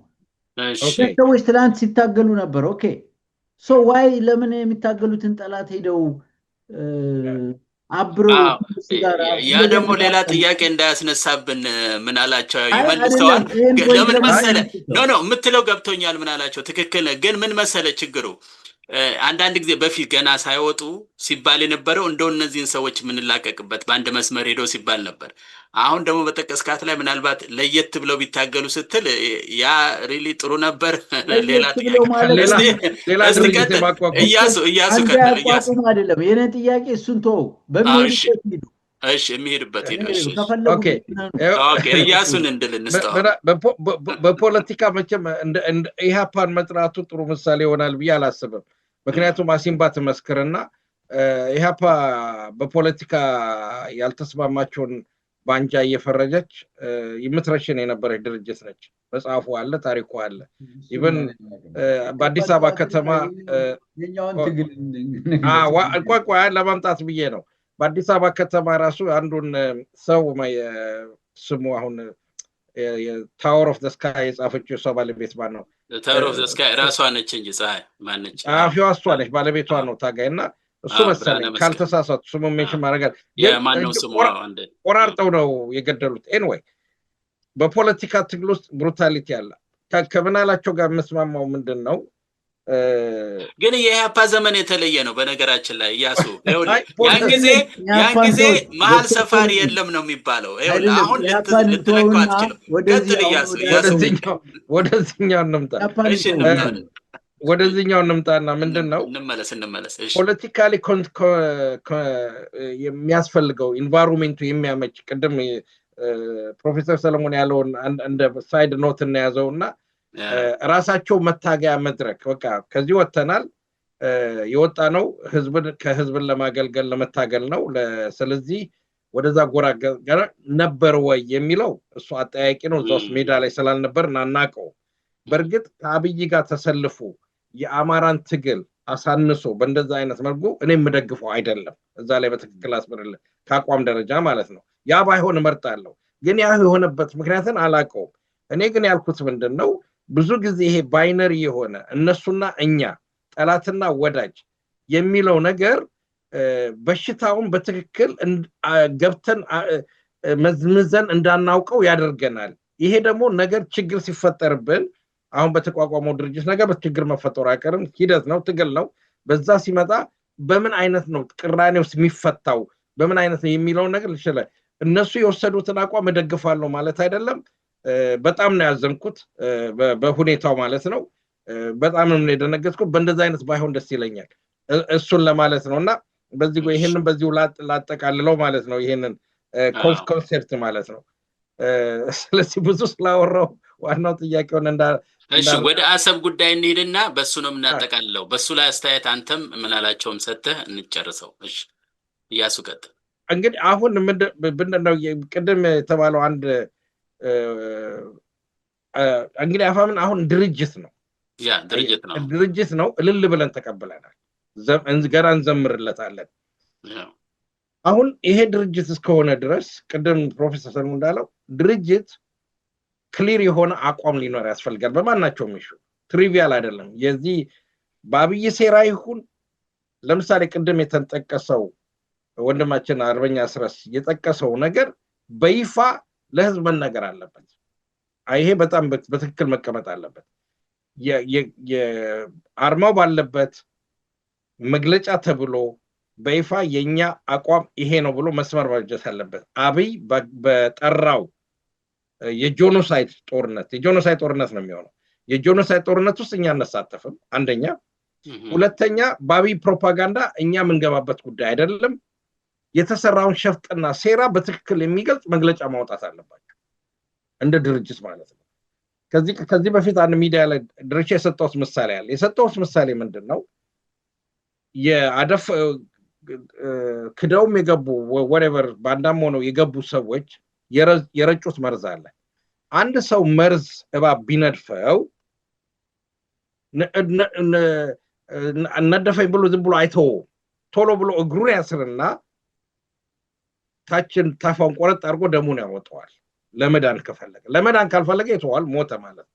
ስለዚህ የሚረጩ መርዞችን ከአገዛዙ ምክንያቱም የምናደርገው ጦርነት የጠመንጃ ጦርነት ብቻ ሳይሆን የአይዲዮሎጂ ጦርነት ነው፣ የፖለቲካ ጦርነት ነው፣ የፕሮፓጋንዳ ጦርነት ነው። በዚህ ላይ የበላይነትን መያዝ መቻል አለብን እንደ አፋብ። በዚህ ላይ የአፋብ የምንይዘው ምንድነው? የተከሰተውን ክስተት በቀጥታ በማውገዝ አቋማችንን በመግለጽ መስመር ማበጀት አለብን። ይሄንን ነው በዛ በኩል ማለት አብይ አሁን ቅድም ሰዓት ሳይበቃንም ድንገት በዚህ ለዶክተር ዳኛቸው በሰጠሁት መልስ ላይ ያስገባሁት አርቲክል አለ እዛ ላይ እና አብይ ወደ አሰብ የመሄዱ ጉዳይ ሁለት ውጤት ነው የሚኖረው ብዬ ነው የምገምተው። እንግዲህ ሁለት ውጤት የሚኖረው እንደ ኤርትራኖች ጉዳይ ነው፣ እንደ ኢሳያስ ጥንካሬና ድክመት ጉዳይ ነው። አንደኛው ምንድነው? አንደኛው በረከት ነው፣ አንደኛው እርግማን ነው የሚሆነው ነው። በረከት የሚሆነው ምንድነው? ኤርትራኖች ጠንክረው አብይን የሚዋጉት ከሆነ ወታደራዊ ቆማቸው ጠንካራ ሆኖ አብይን የሚዋጉት ከሆነ ለፋኖ የሜዳው በር ተከፈተለት ማለት ነው። ሜዳው ተከፈተለት ማለት ነው። ሸዋ ላይ ነች ያሉት። አጠናክሮ የጎጃምንም የወሻውንም አጠናክረህ መገስገስ ነው። እሱ ቀላል ጨዋታ ነው። ትልቁ ችግር የሚፈጠረው አሁን እኔ የደነገጥኩበትና ትንሽ የሚያሳሰበኝ ጉዳይ በዚህ በ9ኛው የአየር ኃይላችን በዓል ላይ ከተለያየ ቦታ የመጡ አሜሪካኖችን ጨምሮ መተው ኢንዶርስ ሲያደርጉት ማለት ነው። በእርግጥ አሜሪካ ትልቅ ውለታ ያለባት ሀገር ነች። ለኢትዮጵያ አየር ኃይል መስረት አሜሪካዊው ጥቁር ዜግነት ያለው ፓይለት ነው ትልቁን ሮል የተጫወተው። ከዛ በኋላ አየር ኃይሉን በማቋቋም ስዊድኖች፣ ከዛ በኋላ አሜሪካኖች የገቡበት ጉዳይ ነው። ታሪካዊ ግንኙነታችን ቀላል አይደለም። ነገር ግን ይሄ በጣም ቀጠናውን የሚረብሽ ሰው አገሪቱን ምስቅልቅል ያወጣ ሰው ጋር ግን ጀነራል ልከህ ወይንም ደግሞ ነው የሚቀጥለው ማዕረግ ወይ ደግሞ የመከላከያ ምናምን ነገር ያለው ከፍተኛ ልኡክ ልከህ ኢንዶርስ አታረግም አብይን። አንደኛ እሱ ያሳስቦኛል።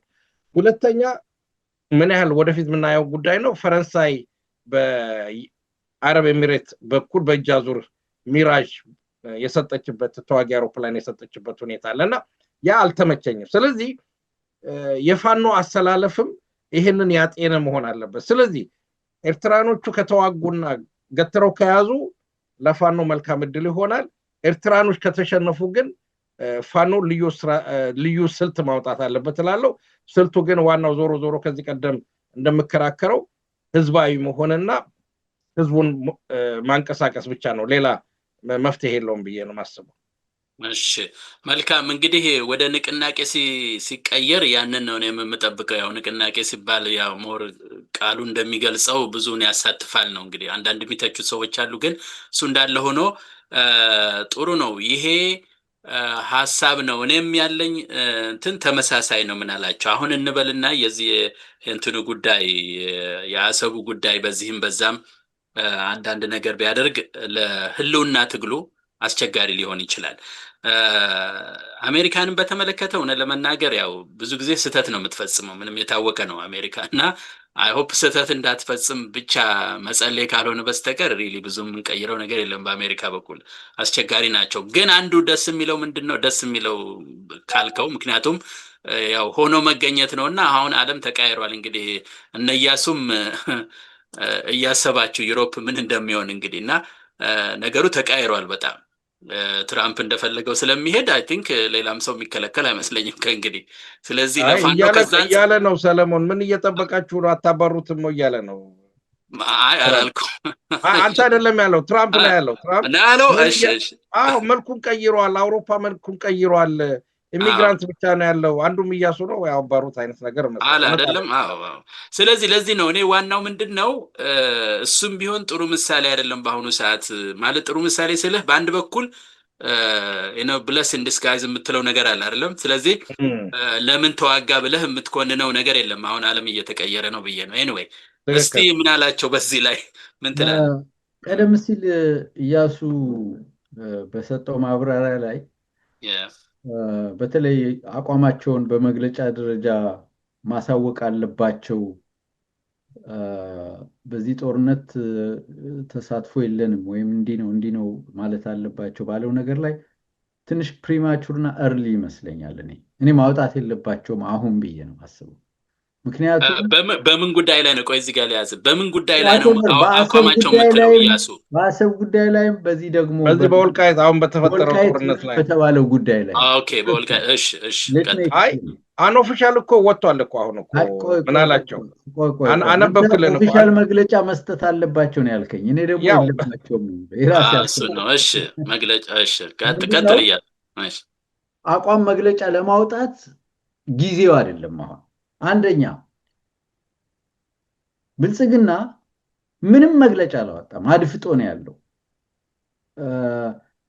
በህወሓት በኩል መከላከያውን አስወጥቶ እንቅስቃሴ ማድረግ ማኒውቨር፣ እዛ አካባቢ ግርግር እንደተፈጠረ ማስመሰል፣ በዚህ በሶሻል ሚዲያ የሚዲያ ሰራዊት ስኳዶቹ ሚሊሻዎቹ በኩል ምናምን የሆነ ዘመቻ ፋኖ የታለ ማለት ምናምን እንደዚህ አይነት መግለጫ እንዲያወጣ መገፋፋት እንደሆነ ግልጽ ነው።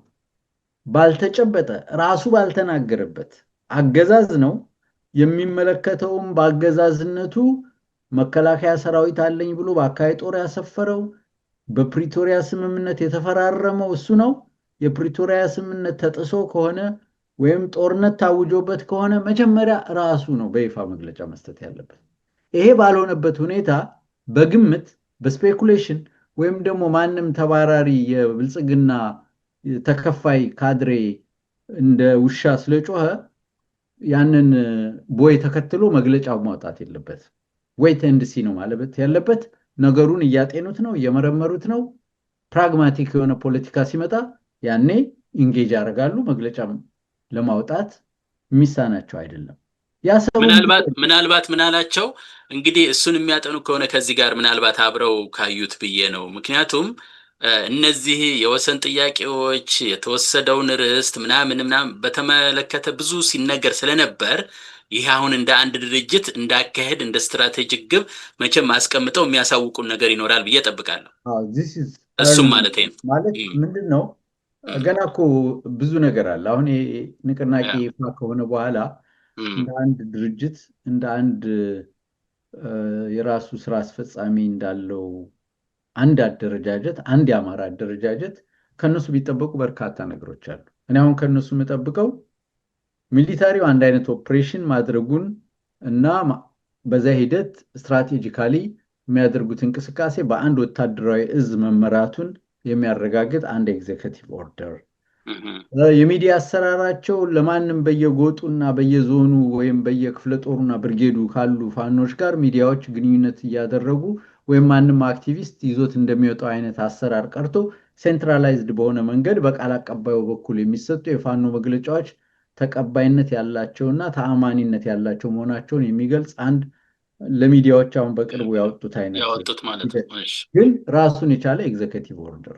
ካሁን በኋላ ሚዲያዎች በቃል አቀባዩ አማካኝነት አሰራሩ ፋይናንስ አሰባሰብ የፋይናንስ አሰባሰቡን ከዚህ በፊት በየቦታው ያለውን የጎጥ ወይም በቃ የቅርብ ግንኙነት መሰረት እያደረገ ብዙ ገንዘብ ለግለሰቦች አንድ የሆነ ብርጌድ ለሚመሩ ጎጥ ለሚመሩ ሁሉ እየተላከ የፋኖን አቅም ያዳከመበትና እንደ አንድ እዝ ወይም ማዕከላዊ ንቅናቄ የሚመራበት የፋይናንስ አሰራራችን ካሁን በኋላ ይሄን የተከተለ ነው። በውጭ ሀገር ዲፕሎማቶች የሚያነጋግሩ ወይም ደግሞ የውጭውን ዲያስፖራ የሚወክሉ ፋኖን ወክለው ከዲያስፖራው ጋር ግንኙነት የሚፈጥሩ ሰዎች እነዚህ የተባሉ ሰዎች ናቸው፣ ራሳቸው በመረጡት መንገድ። እንዲህ አይነት ተከታታይ ሆኖ ኤግዜኪቲቭ ኦርደሮች መውጣት አለበት ብዬ ነው የማምነው እንደ መጀመሪያ ሁኔታ። ይሄን ደግሞ እየሰሩ እንደሆነ እርግጠኛ ነኝ። እኔ ምክር እየመከርኩም አይደለም ምንም አይደለም፣ ግን ጊዜው እርሊ ነው። ስለዚህ የአሰብን ሁኔታ በሴናሪዮ ወይም በኮንቴምፕሌሽን ላይ ተመስርተው በግምት እንደዚህ አይነት አሰብን እንዲህ ከያዘ ወይም አሰብ ቢያዝ ወይም ኤርትራ እንደዚህ አይነት የፖለቲካ ጨዋታ ውስጥ ገብተው ብልጽግና በቀደደው ቦይ ውስጥ መግባት የለባቸው። ሀፕን ሲያደርግ አይ ቲንክ ዜር ሬዲም ናቸው ብዬ አስባለሁ። በተለያየ ሁኔታ የመሆን ያለመሆን እድሉ ራሱ ብዙ ነው ያለው። ቀደም ሲል እንግዲህ ከአሰብ ጋር ተያይዞ ብዙ የሚያነጋግሩ ነገሮች አሉ። እሱ የኛ ነው እንግዲህ ያስፈለገ እስራኤል ምንድነው አቋሟ? አሜሪካ ምን አይነት ይሁንታ ሰጥታቸዋለች? ይሄ ሁኔታስ ቢፈጠር የሻዕቢያና በሻዕቢያ ጎራ ያሉ የነ ግብፅ አቋም ምን ይሆናል? ግብፅ ከአሜሪካ አንጻር ያላትን ግንኙነት፣ ግብፅ ከኢትዮጵያ ጋር ያላት ብዙ ሴናሪዮች ማስቀመጥ ይቻላል። ዛሬ የርዕሰ ጉዳያችን ዋና ርዕስ ስላልሆነ ይሄን ለወደፊቱ እንተውና ብዙ ማለት የሚቻል ነገር አለ። ግን መግለጫ በማውጣት ረገድ ፋኖ አሁን ባለው ሁኔታ አርሊ ነው። ነገሮችን መገምገም፣ እያንዳንዷን ሂደት መከታተል ያስፈልጋል። በጋራ ውሳኔ ሰጠው ግን አቋም ለማውጣት ገና ማቹር አላደረግም ብዬ ነው ማለት። እሺ በጣም አመሰግናለሁ። ጥሩ ወደዛ ልመጣልህ ነው። አሁን እንትን እንዳይሆን አብሬ አያይዘህ ትመልሰዋለህ። አሁን የምጠይቅህ ጥያቄ እንኳን ሳይሆን ምንድነው እኔ እንዳስተያየትም አብረህ እንድትሄድበት እንፈልጋለሁ። ምክንያቱም በተለያየ መልክ ፋኖ በእርግጥ አዲስ ድርጅት ነው፣ ግን አንድ ሳይሆንም አመነው ሳይዋሃድም በፊት እኔ እስከማስታውሰው ድረስ መቼም አገር ምድር አይደለም አክቹአሊ በብዙ መቶዎች የሚቆጠር ፍኖተ ካርታ እየተባለ ሄዶለታል አውቃለሁ ይሄን። ስለዚህ እሱም በተመለከተ ቶሎ ብሎ ካላወጣ እኔ ስጋቴን ነው ማስቀምጠው። ስጋቴ ምንድነው? አብይ ምንም ለደቂቃም አያንቀላፋም። የሚያደርገው ማፍረስ በጣም ከፍተኛ ነው። ታርጌት ያደረገው ቆይቷል። ገና ከድሮ ጀምሮ ሁላችንም ሳናቅ ራሱ በውስጥ ለውስጥ እያደራጀ አማራውን ሲያስፈጅ የነበረ ሰው ነው፣ ይታወቃል። ስለዚህ ይሄ ጊዜ ስለማይሰጥ እነሱንም እንደው ቶሎ ቢሆኑልን ብዬ ጠይቃለሁ አንድ መንገድ እና ከዛ አንጻር ይመስለኛል ኢያሱም እንግዲህ ምናልባት መልስህን ክላሪፋይ አድርገው ምናልባት መግለጫ ስትል በምን ጉዳዮችና ሜቢ ከዚህ ከአጠቃላይ መመሪያቸው ጋር ምናልባት የምንጠብቀው ነው ወይስ ከዛ በፊትም የሚፈልግ ነገር አለ? እስኪ እሱን። ጥሩ። እዚህ ሁለት ነገር ትንሽ ስለተደብላለቀ ነው። በዚህ ባሰቡ ጦርነት አይደለም መግለጫ የተባለው።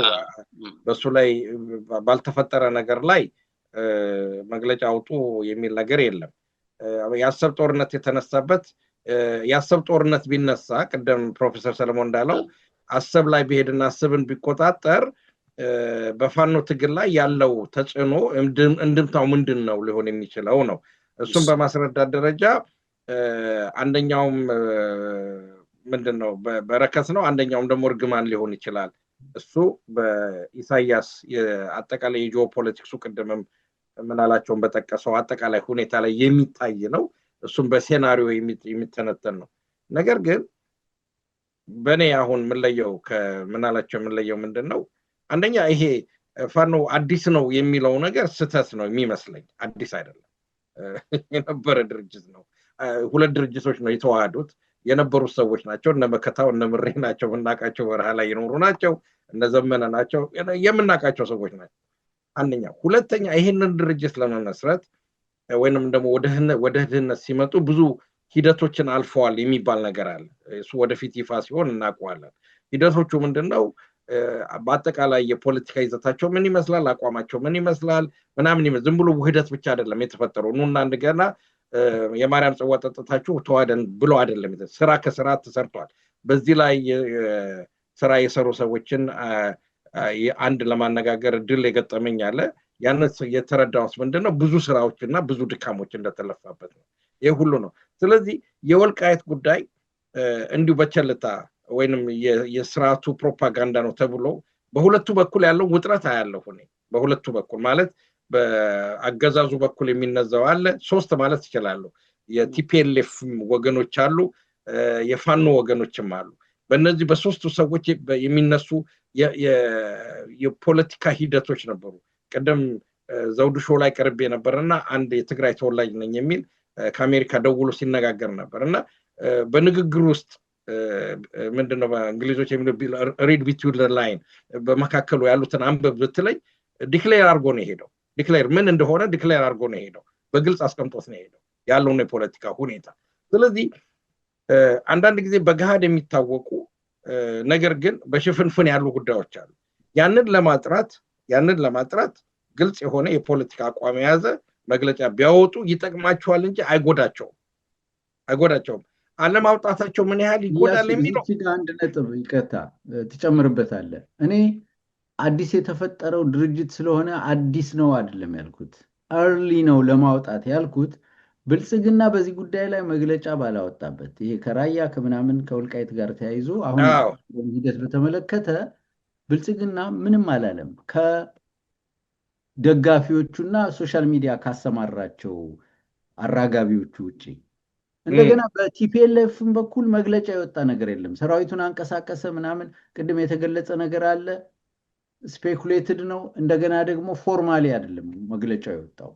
ገና ጠርቶ ያልወጣ ነገር ባለበት ሁኔታ በወልቃይት ወይም በራያ ጉዳይ ላይ እንዲህ ተፈጥሯል እንዲህ ብሎ መግለጫ ማውጣት የለበትም።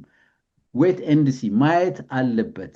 መከተል ያለበት ፖለቲካ ከአዲስነቱ አንጻር አለ። ገና አዲስ ነኝ ብሎ አሁን አንድ ወረራ ቢፈጠርና ፋኖን ይሁንታ ወይም አቋም የሚመለከት ነገር ካለ ለምን በተፈጠሩ በሶስተኛው ደቂቃ አይሆንም? ማውጣት ያለባቸው ነገር ካለ ያወጣሉ። እኔ ያልኩት አርሊ ነው ያልኩት ሂደቱ ነው። ይሄ ያላማጣ ምናምን የሚባለው እንቅስቃሴ ማነው ብልጽግና መግለጫ አላወጣበትም፣ ቲፒኤልኤፍ መግለጫ አላወጣበትም። ስቲል ሩመር ላይ ነው ያለው። ምድር ላይ ያለውን እንቅስቃሴ ኢቫሉዌት እያደረጉ ነው። ስለዚህ ኦፊሻል በሆነ መንገድ እንዲህ ተፈጥረዋል፣ በወልቃይት ጉዳይ ይሄ ነው አቋሜ፣ እንደዛ እንዲያደርግ ነው የሚፈለገው።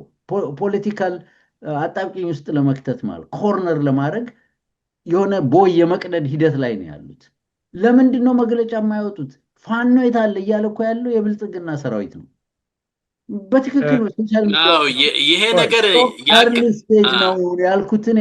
ፋኖ አዲስ ነው ለማለት አይደለም እና ሚስኮት እንዳልደረግ።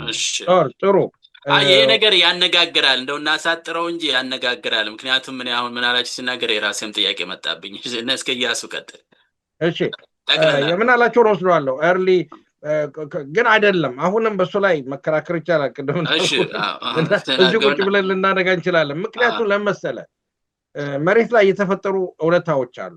በትክክል ስለ የወልቃይት ጉዳይ ለፋኖ እንደውም የጦርነቱም የፋኖ የአማራም ትግል ራሱ መጀመሪያው አንዱ ተለኮሰ የሚባለው ከዛ ነውና ምንም አይደለም በዛ አካባቢ የሚፈጠረው።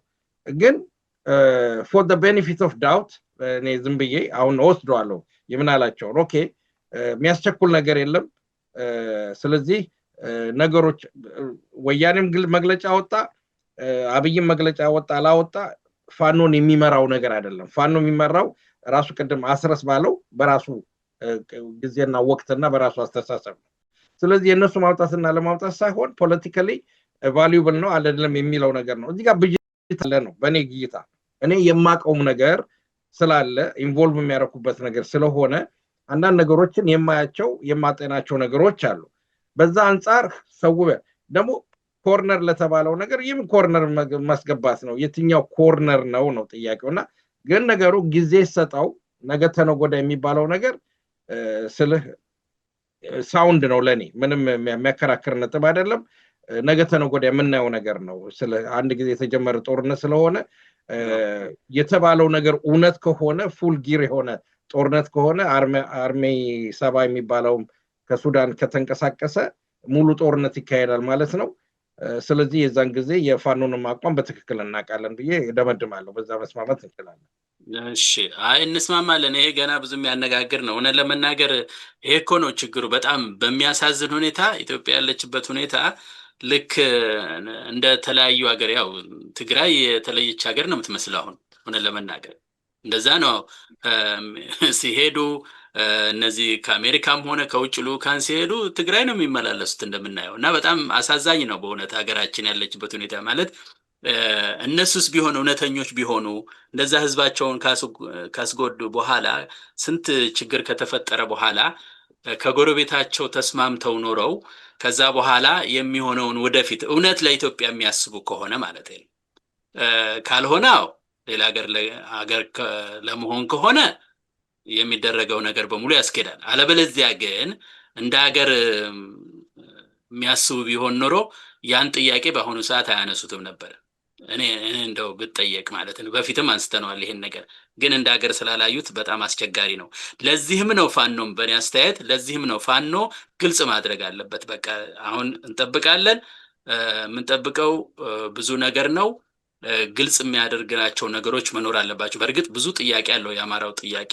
እሱ ብቻ ሳይሆን በታሪክ ከሄድን ከኋላ ብዙ አጽመ ርስቱ የተወሰደበት ነገር አለ። እሱም ሁሉ ያነሳል። ግን ቢያንስ እንኳን ከወያኔ መጥቶ ከሸነሸነው በኋላ እንኳን ያለውን ነገር በቅድሚያ አቋሙን ማሳወቅ ያለበት ይመስለኛል። ከዛ አልፎ ግን እንደኔ የምጠቀልሉት ካለ የራሴን መጠቅለሌ ነው። እንደኔ ግን አሁንም ቢሆን እኔ ወደ 4 ኪሎ የማይገሰግሱ ከሆነ አስቸጋሪ ይሆንብናል። በፍጹም ይኸው አሁን ለአሰብ ይባላል ነገ አንድ ነገር ምን ካርድ እንደሆነ አያልቅም። ምን ለማጣላት ከፈለክ ብዙ ነገር መምዘዝ ትችላለህ። በጣም ቀላል ነው። እና እንደውም ካሁኑ ደግሞ ይታያል። እኔ ያላነሳውን በዚህ ሚዲያ እንዲህ ነው ምናምን የተነበራችሁ ምናምን የሚባል ነገር ሁሉ አለ እርስ በርስ። እና እዛ ውስጥ እንዳንገባ ፋኖ ቀጥ ብሎ አሁን ልክ እንዳደረገው ሚዲያውን ምኑን እንደሚያወጣው ሁሉ ቶሎ ብሎ በተለይ እነዚህ አንገብጋቢ ጥያቄዎች የህዝብ ጥያቄዎች አሉ ብዙ። ያ ጥያቄ ደግሞ ከስጋት የመነጨ ነው። ከዚህ በፊትም በዚህ ሚዲያም በሌላም ተነጋግረናል። ፋኖ የአማራው የህልውና ትግል ሁሉ መቋጫው ስልጣን መረከብ መሆን አለበት፣ አለበለዚያ ምንም ነፃ አይወጣም የሚል ግምት አለኝ። እና የምትሉት ማጠቃለያ ካለ ስጡና ሁለታችሁም አንዳንድ ደቂቃ በዚሁ የዛሬውን እንጨርስላለሁ። ምናላቸው ማጠቃለያህን ቀጥሎ መጨረሻ ላይ በሰጣሃት እና ኤምፋሲስ ባደረግበት ሁኔታ ላይ 4 ኪሎ ጉዳይ በጣም አንገብግባኛል። አስምረህባታል። ምክንያቱም ሌላ መቋጫ አልታየኝም። እውነቴን ነው። ምናላቸው የትግል ሂደት አንድ ግብ ላይ ለመድረስ ብዙ ውጣ ውረዶች አሉት። ፋኖ ትግል ውስጥ መጀመሪያ ትጥቅ ያልነበረው ህዝብ ነው። እንዴት ከትንሽ ከተራ የነፍስ ወከፍ መሳሪያ እስከ ድሽቃና ከዛም በላይ እስካሉ ተተኳሾች ድረስ እንደደረሰ እና የሰራዊት ግንባታው ከፍተኛ የሆነ መስዋዕትነት ተከፍሎ የተገኘው ውጤት የሚታወቅ ነው። ስቦ ማስገዳት፣ የአገዛዙን ሰራዊት ማፍረስ፣ ማደራጀት፣ ወጣቱን ማስታጠቅ፣ ህዝቡን ማንቃት፣ ብዙ ስራ እኮ ተሰርቷል። በጣም ትልልቅ አቺቭመንቶች አሉ። አሁን ያለበት የፋኖ ቁመና ዝም ብሎ የተገኘ ድል አይደለም፣ ብዙ ዋጋ ተከፍሎ የተገኘ ድል ነው። 4 ኪሎ መግባት አይደለም የሚመስለኝ ግቡ።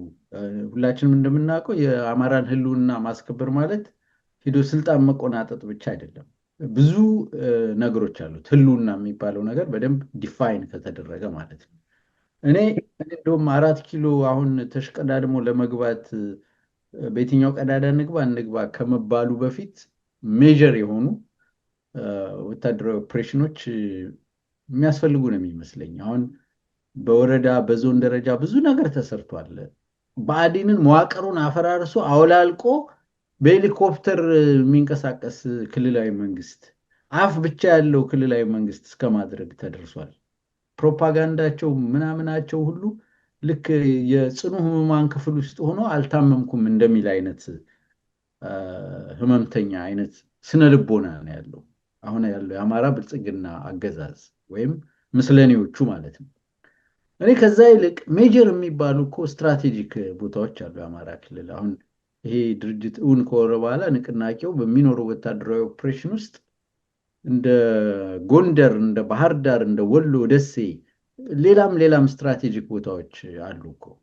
እነሱን እንኳን በራሱ መቆጣጠርና የወታደራዊ አቅምን ማሳየት አይደለም እዚህ ላለው የህልውና ትግል ታጋይና መዋቅር ቀርቶ በዓለም ላይ ከፍተኛ ትኩረት የሚስብ ጉዳይ ይሆናል።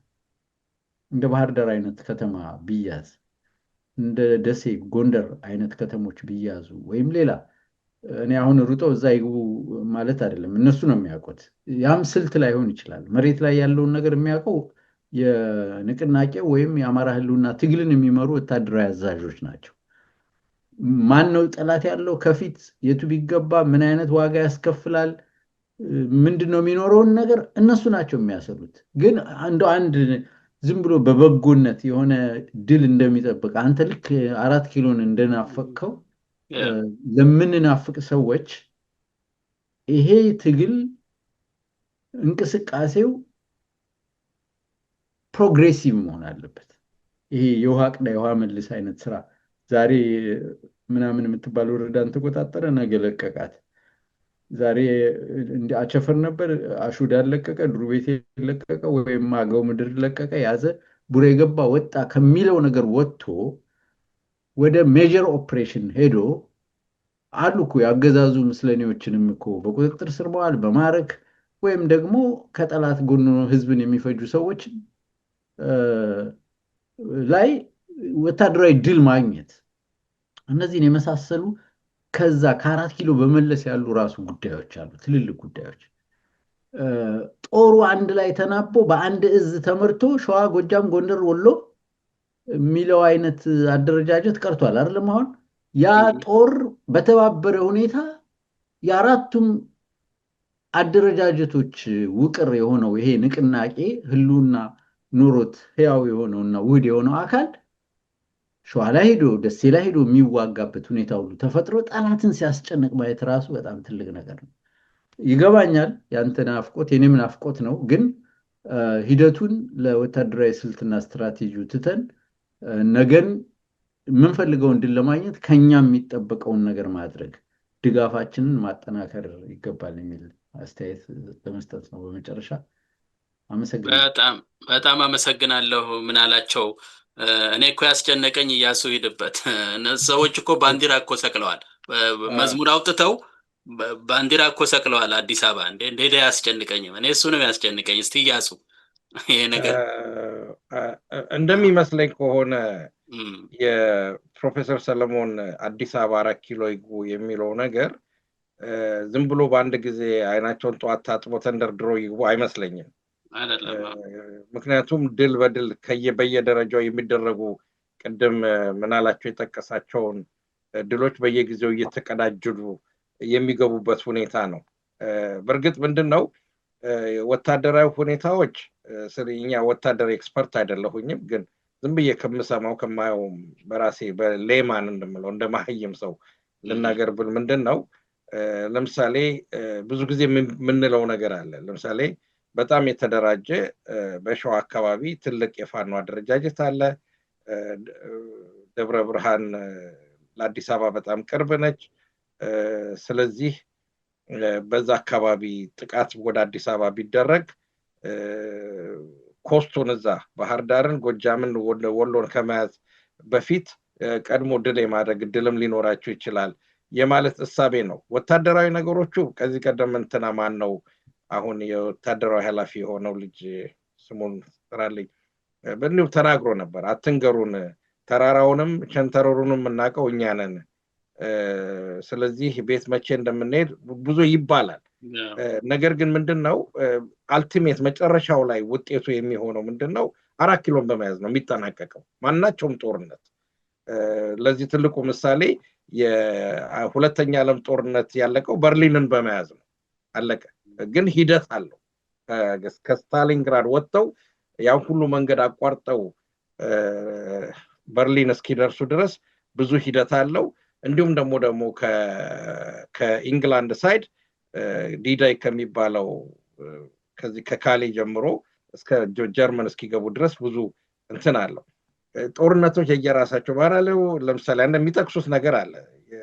የመንግስቱ ኃይለማርያም ወይም ደግሞ የኢትዮጵያ ጦርን በለው በዛ ሰዓት ኤርትራ ውስጥ የተሸነፈበት ሜጀር ጦርነቶች አሉ።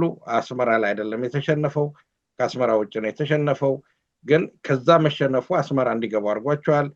በትግራይም በነበረው ጦርነት ቤት ቦታ እንደተሸነፈ ይታወቃል። እንዲህ አይነት ነገሮች አሉ። በቬትናም እንደዚሁ ምሳሌዎች ይሰጣሉ።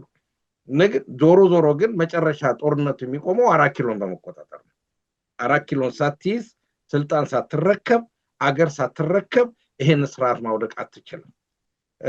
በእርግጥ አንዳንድ ጊዜ ቅድም ጻፍኩት ባልኩት ሰነድ ላይ አንዳንድ የጦርነት ታሪኮችን ለመመርመር ሞክሬያለሁ እና አንዳንድ ጊዜ የሚያስደነግጡም ነገሮች አሉ።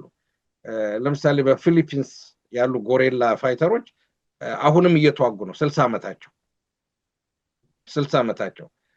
ስለዚህ እነሱን ለምን ያንን ጦርነት እስከዛሬ ፈጀባቸው ሌላ ምርምርና ጥናት የሚያስፈልጋቸው ነገር እና ጦርነቶች አንዳንድ ጊዜ በጣም ሊረዝሙ ይችላሉ። የካምቦዲያ መሰለኝ ወደ ፋክ ነው ምናምን የሚባሉት ወደ 55 ዓመት በላይ የተዋጉ ኃይሎች አሉ። ከዛ አንጻር ስንመለከተው እኛ ገና ዳድ የምንል ልጆች ነን ማለት ነው። ገና እያደግን ያለን ልጆች ነን ማለት ነው።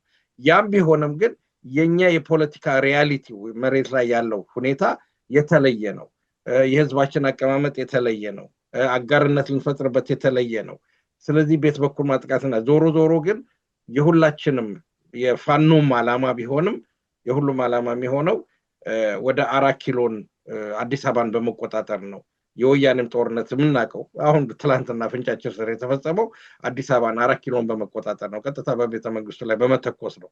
ስለዚህ 4 ኪሎ ላይ ታርጌት ያላረገ ጦርነት ድንገት ሊያረዝሙ ይችላል ከሚል አንጻር ነው። ስለዚህ በእርግጥ ነው ለምሳሌ አሁን ደሴ ላይ ጎጃም ላይ ምናምን ሊደረግ ወታደሮቹ በባህሪው እንዴት እንደሆነ ፈጽሞ ፕሪዲክተብል አይደለም። ለኛ በዚህ ቁጭ ብዬ ለመናገር አልችልም። አብይ ምን ያህል ጦርነት ያሰልፋል፣ ምን ያህል ትግል ያካሄዳል፣ በዛ በኩል ምን አይነት ስትራቴጂ ይመጣል፣ ወይንም ደግሞ ባህር ዳር ላይ ስለተሸነፈ ተፍረክርኮ በፍረስትሬሽን ይወድቃል የሚለው ነገር ፈጽሞ መገመት አንችልም።